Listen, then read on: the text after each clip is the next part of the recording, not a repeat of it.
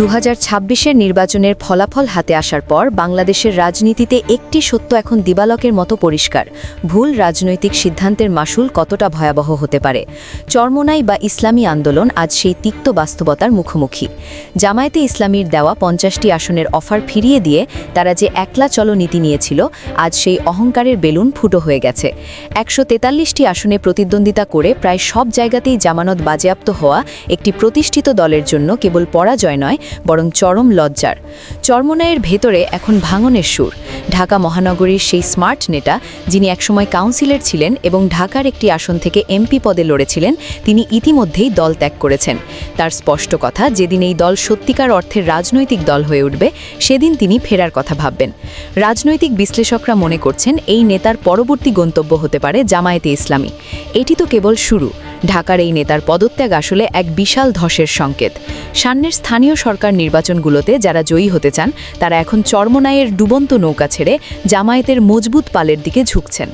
দলের ভেতরে এখন সব ক্ষোভের কেন্দ্রে রয়েছেন মুফতি ফয়জুল করিম।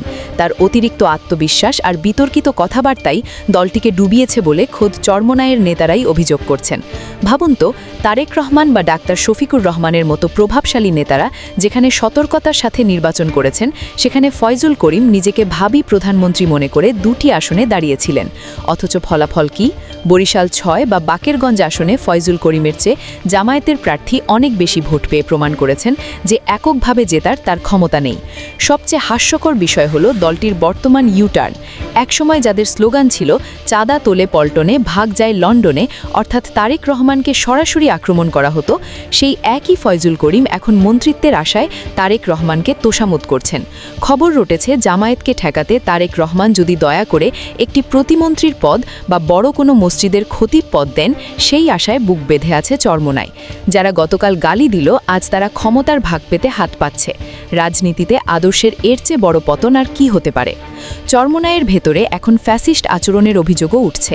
ঢাকা বিশ্ববিদ্যালয়ের ছাত্র নেতাদের কোনো যৌক্তিক কারণ ছাড়াই বহিষ্কার করায় দলের শিক্ষিত ও তরুণ অংশটি চরম ক্ষুব্ধ।